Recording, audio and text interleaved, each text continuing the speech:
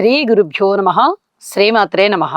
మా భక్తి టీవీని ప్రోత్సహిస్తున్నటువంటి మా ప్రేక్షకులందరికీ ధన్యవాదాలు తెలియజేస్తూ, చంద్రగ్రహణం ఈ భాద్రపద మాసంలో 7వ తేదీన చంద్రగ్రహణం ఏర్పడుతూ ఉంది. మనందరికీ తెలుసు, చంద్రగ్రహణం అనగానే పౌర్ణమి రోజు ఏర్పడుతుందని, రాత్రి వేళ ఏర్పడుతుందని, చంద్రుడు రాహుతో కలుస్తూ ఉన్న కారణం చేత ఇక్కడ రాహుగ్రస్త చంద్రగ్రహణం ఏర్పడుతూ ఉంది.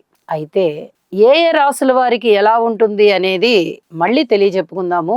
ఈ రోజు నేను ఈ ఎపిసోడ్లో ముఖ్యంగా కుంభరాశి వారికి ఏ విధమైన జాగ్రత్తలు తీసుకోవాలి, కుంభరాశి వారు ఏ ఏ రకాలైనటువంటి స్తోత్ర పారాయణాలు చేసుకోవాలి, ఏ దానాలు చేసుకోవాలి, ఇట్లాంటి ముఖ్యమైన అంశాలన్నీ ఇప్పుడు తెలియచెప్తూ ఉన్నాను. కుంభరాశిలో శతభిష నక్షత్రంలో రాహుగ్రస్త చంద్రగ్రహణం 7వ తేదీ సెప్టెంబర్ నెలలో ఏర్పడుతూ ఉంది. కుంభరాశిలో ఏర్పడుతూ ఉన్న కారణం చేత కుంభరాశిలో ఉన్నటువంటి రాహుగ్రహ సంచారముతో చంద్రుని యొక్క సంచారము కలిసి అక్కడ గ్రస్తమైంది కాబట్టి గ్రహణం ఏర్పడి ఉన్నది. ఈ గ్రహణానికి సంబంధించి కుంభరాశి వారు చాలా జాగ్రత్తలు తీసుకోవాల్సి ఉంటుంది. వారికి ప్రత్యేకంగా రాశిలోనే ఏర్పడుతూ ఉన్న కారణం చేత తప్పనిసరిగా జాగ్రత్తలు తీసుకోండి.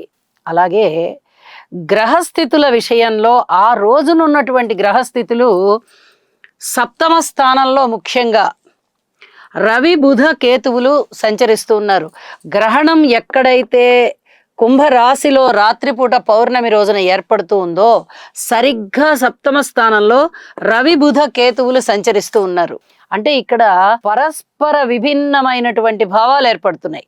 రాహుగ్రస్త చంద్రగ్రహణం అంటే రాహువు చంద్రుణ్ణి పట్టుకున్నారు, అంతేకాదు రవి గారి యొక్క దృష్టి కూడా పడుతోంది. 2 రకాల దోషాలు ఇక్కడ ఏర్పడుతున్నాయి. ఒకటి చంద్రుడికి దోషము, ఇంకొకటి రవి గారికి కూడా దోషము. అయితే ముందు ఈ చంద్రగ్రహణానికి సంబంధించిన జాగ్రత్తలు తీసుకుంటూ ఆ తదుపరి రవి గారికి కూడా జాగ్రత్తలు తీసుకోవాలి, అంటే పరిహారాలు చేసుకోవాలి. ముందుగా మనము కుంభరాశి వారికి ఏ రకమైనటువంటి జాగ్రత్తలు తీసుకోవాలో ఇప్పుడు తెలియచెప్పుకుందాం.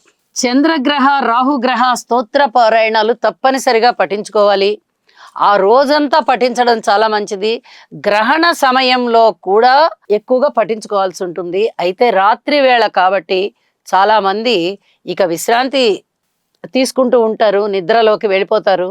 కాబట్టి పగలంతా అయినా తప్పనిసరిగా ఈ చంద్ర రాహుగ్రహ స్తోత్రాలు పఠించండి. తరువాత వెండి చంద్రబింబాన్ని తయారు చేయించుకుని లేదా కొనుగోలు చేసుకుని ఆ చంద్రబింబానికి పూజ చేసుకుని ఆ చంద్రబింబాన్ని దానం ఇవ్వడం చాలా మంచిది. ఆ తదుపరి దుర్గాదేవి స్తోత్రాలు కూడా పారాయణ చెయ్యాలి. రాహు యొక్క అధిదేవత దుర్గా, ఈ చంద్రుని యొక్క అధిదేవత గౌరీ. కాబట్టి గౌరీ దేవత ఇటు దుర్గాదేవత ఒకటే అంశాలు కాబట్టి దుర్గా స్తోత్రాలు చదువుకుంటే సరిపోతుంది. కాబట్టి దుర్గాదేవి స్తోత్రాలు తప్పనిసరిగా పఠించాల్సి ఉంటుంది. ఇక దానం విషయంలో బియ్యం దానం చెయ్యాలి. మీకు ఎన్ని కుదిరితే అన్ని చెయ్యండి. ఇన్ని అన్ని అని లెక్క ఏమీ లేదు. మన శక్తి ఎంత, 1 కేజీ ఇవ్వగలమా కేజీ ఇవ్వండి, 2 కేజీలు ఇవ్వగలమా 2 కేజీలు ఇవ్వండి, 5 కేజీలు ఇవ్వగలమా 5 కేజీలు ఇవ్వండి. కానీ ధాన్యం, బియ్యం ధాన్యం మటుకు తప్పనిసరిగా దానం చేయాలి. అలాగే వీలైనంత వరకు ముత్యాలు కూడా దానం చేయండి. 1 గుప్పెడు ముత్యాలు లేదా ఒక 10 ముత్యాలు, ఒక 5 ముత్యాలు, కనీసం కొన్ని ముత్యాలు, 1 కాకుండా 2 కన్నా ఎక్కువగా ఆ ముత్యాలు దానం చేయండి. చాలా మంచిది. తదుపరి తెలుపు వస్త్రాలు దానం చేయడం, ఇవి కూడా చాలా మంచిది. తెలుపు రంగు వస్త్రాలు మగవారివి. ప్యాంటు షర్టు కానీ లేదా పంచెల చాపు కానీ అవన్నీ మాకు కుదరవండి, అంత శక్తి మాకు లేదు అనుకుంటే ఒక తువాలైనా సరే తెలుపు రంగులో ఉండేది దానం చేయండి. చాలా మంచిది. కుంభరాశి వారికి ప్రత్యేకమైన జాగ్రత్తలు చెప్తూ ఉన్నాను. ఇక చంద్రగ్రహ రాహుగ్రహ స్తోత్రాలు తప్పనిసరిగా పఠించాలి. ఆ రోజంతా పఠించడం చాలా మంచిది. కనీసం పగలంతా కూడా ఈ స్తోత్ర పారాయణాలు చెయ్యండి. ఇవి అన్నీ కూడా చాలా చెప్పదగినటువంటి ముఖ్యాంశాలు. ఇక్కడ నేను బియ్యం దానం చేయండి అని చెప్తున్నా. ఎవరికైనా మేము ప్రత్యేకంగా బియ్యం దానం చేయలేమండి అంటే ఎవరికైనా అన్నదానం చేయండి పేదవారికి. ఇది కూడా చాలా చెప్పదగినటువంటి సూచన. స్తోత్ర పారాయణాలు చేసుకోవడంలో చంద్రుని యొక్క స్తోత్రాలు ఎక్కువగా పఠించవలసి ఉంటుంది. ఎందుకంటే చంద్రుడు రాహువు చేత పీడింపబడుతున్నారు. ఇక్కడ రాహుగ్రస్త చంద్రగ్రహణం కాబట్టి చంద్రుడు యొక్క స్థితి రాహు బారిన పడి ఉన్నది. కాబట్టి చంద్రుడికి మనము స్తోత్ర పారాయణాలు ఎక్కువగా చేయవలసి ఉంటుంది. ఎందువల్ల అంటే మనందరికీ తెలుసు, మైథలాజికల్గా ఈ స్టోరీ కూడా మీకు అందరికీ తెలుసు. రవి చంద్రులు రాహుకేతువుల్ని పట్టిస్తారు విష్ణుమూర్తికి. క్షీరసాగర మథనం అప్పుడు అమృతం ఉద్భవించినప్పుడు ఆ అమృతాన్ని దేవతలతో సమానంగా రాక్షసులు కూడా కోరుకుంటారు. రాక్షసులకి ఈ అమృతం వెళ్లకుండా విష్ణుమూర్తి మోహిని అవతారంలో తన యొక్క హొయలు లయలు అన్నీ చూపిస్తూ రాక్షసులకి ఈ అమృతం దేవతలకి పంచిపెడుతూ ఉంటారు. ఎక్కడ రాక్షసులకి చేరనివ్వడైనా. రాక్షసులకి అమృతం చేరితే ఇక వాళ్ళ యొక్క ఆ అమృత గుణము చేత ఆ రాక్షసత్వం అలా నిలబడిపోయి వారు మృత్యుంజయులైపోతారు. అది లోకానికి వినాశనం. కాబట్టి వాళ్ళకి హొయలు లయలు అన్ని చూపిస్తూ ఇటువైపు దేవతలందరికీ అమృతం పోస్తూ ఉంటే ఇది గమనించినటువంటి రాహుకేతువులు వచ్చి దేవతల వరుసలో కూర్చుని ఆ అమృతాన్ని గ్రోలబోతారు. ఇది గమనించినటువంటి రవిచంద్రులు ఇద్దరూ కూడా రాహుకేతువులు ఆ వరుసలోకి వచ్చారని చెప్పడంతో విష్ణుమూర్తి తన యొక్క సుదర్శన చక్రం చేత వాళ్ళ యొక్క తలలని ఖండిస్తాడు. కాబట్టే రాహుకేతువులు పగబట్టారనమాట. పగబట్టి ఈ సూర్యచంద్రులు మనల్ని పట్టించారు కదా అని చెప్పి వాళ్ళు సమయం వచ్చినప్పుడల్లా అమావాస్యకి రవిని పట్టుకోవడము, పౌర్ణమికి చంద్రుడిని పట్టుకోవడము చేస్తూ ఉంటారు.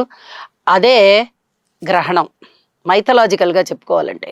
అంటే ఇక్కడ చంద్రుడు రాహు బారిన కానీ పడుతున్నారు కాబట్టి ఇక్కడ మనము చంద్రగ్రహ స్తోత్రాలు చేయవలసి ఉంటుంది.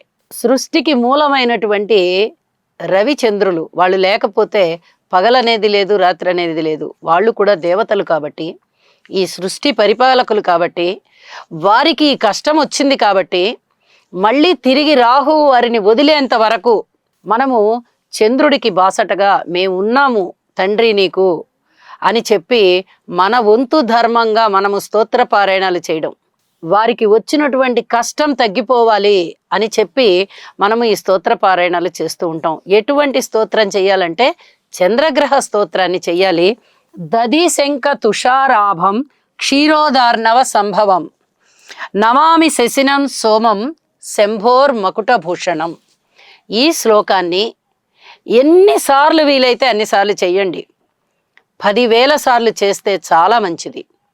ఇక అంత సంఖ్య మేము చేయలేము అంటే మీ శక్తానుసారము చేయండి. భక్తి తప్పకుండా చేయండి.